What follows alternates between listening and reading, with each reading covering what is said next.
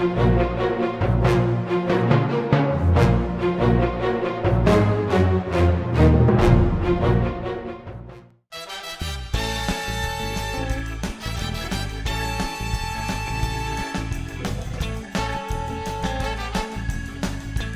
event is a culmination of about a year and a half's work by colleagues within the business school and the Institute of Small Business and Entrepreneurship, where I have been the president for the past 2 years.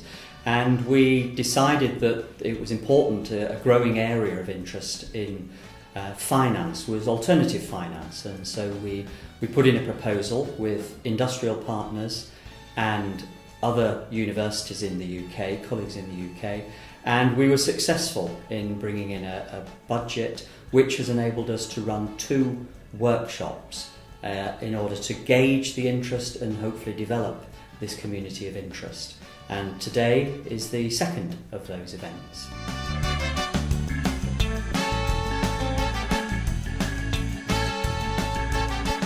The term alternative finance is quite new. I think people recognise it more as crowdfunding, and certainly the internet has enabled these offers to be made online, and so we do have this online sharing community, and there is very little written about this. So we thought it was important to try and have a home that could pull people together to create the economies of scale and just to share the learnings that people have at the moment.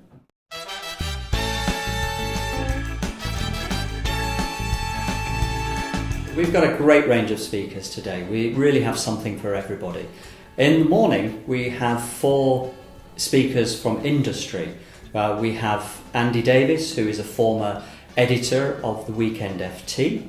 We have David Priesman, who's an expert in alternative finance from Hertfordshire, who pulls together deals for local and national businesses.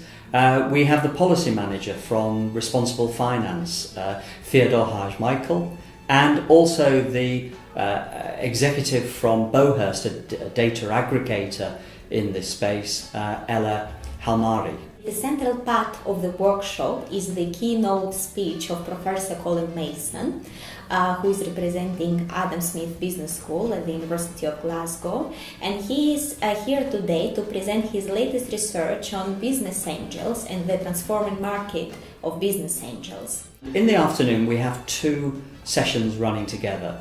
One that's for our research community, led by Professor Mike Wright from Imperial College. The other parallel session is devoted to the teaching of entrepreneurial finance and actual entrepreneurship overall, where we have an opportunity to have members of different universities to share their views on how entrepreneurial finance is being taught. So a really great day and something for everybody.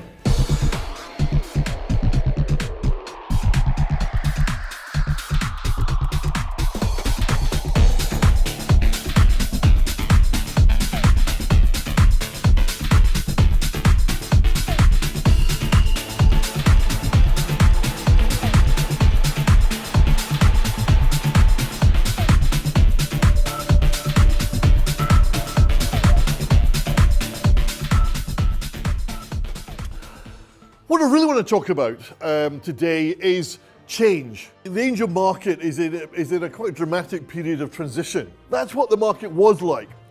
It is changing now to a very visible market, characterized by angel groups. Angels are no longer investing on their own, they're getting together. This change has been largely ignored by scholars. My name is Colin Mason. I'm Professor of Entrepreneurship at the Adam Smith Business School at the University of Glasgow. My area of interest is business angels. I've been researching that area for the last 25 years or more. Who are business angels? High net worth individuals who invest their own money, either alone or with others, directly in unquoted businesses in which there is no family connection. Paradoxically, there's not really very much research being done on angels. I think the lack of data, particularly lack of data sets, is one of the reasons why there's been relatively little research done on business angel. Research tends to go where the data sets are. And I think it'd be unfortunate if social investment and alternative finance didn't attract research attention simply because there wasn't the data sets available. Clearly, we've got a new actor on the scene, the group manager, the gatekeeper. Do the gatekeepers screen investment opportunities in the same way as solo angels do? We have to rethink the messages we're giving to entrepreneurs about how to be investment ready in an era of angel groups. Use technology to speed up elements of the process, to make the thing more efficient and more scalable, but you cannot get away from the need to have experienced, sensible human beings looking at things and sense checking them.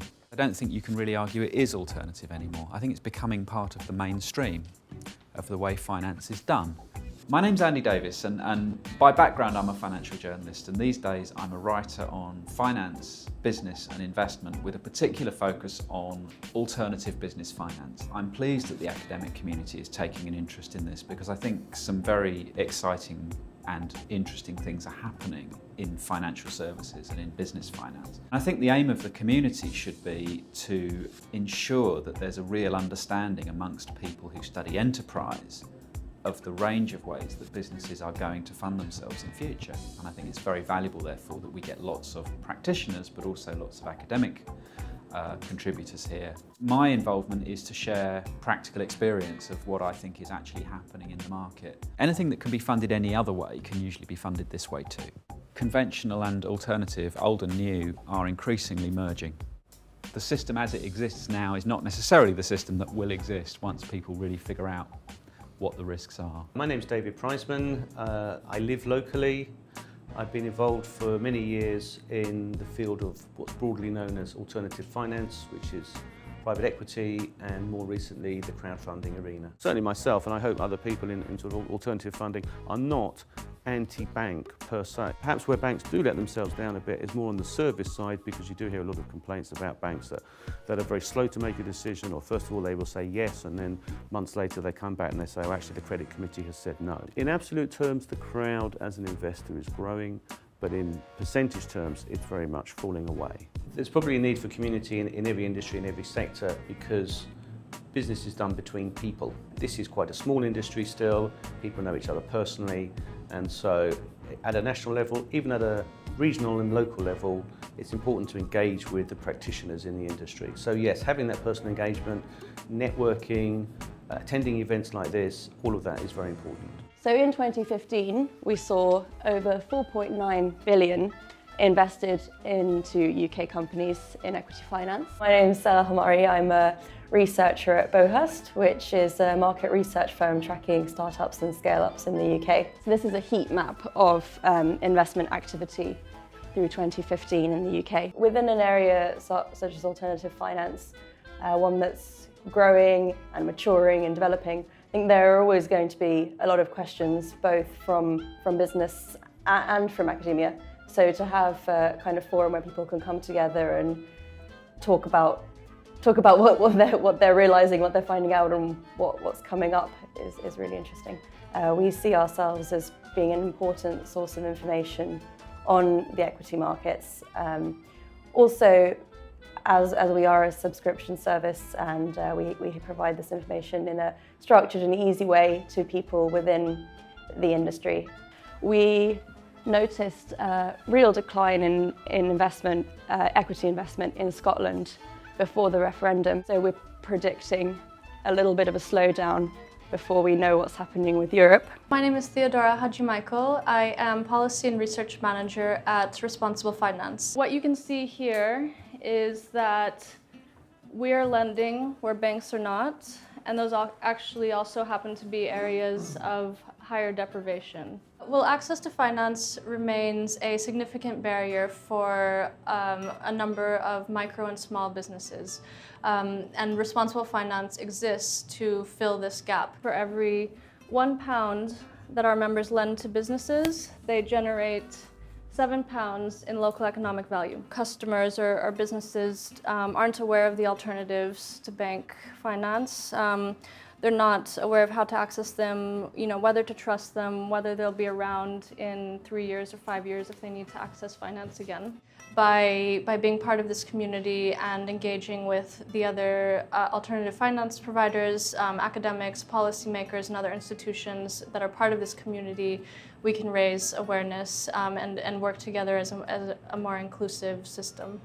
It's a forum to discuss alternative finance, which is a very exciting emerging area, both for practice and research and policy. Emerging alternative finance is potentially quite fragmented. You know, there's stuff on angels and there's work on crowdfunding and venture capital and so on.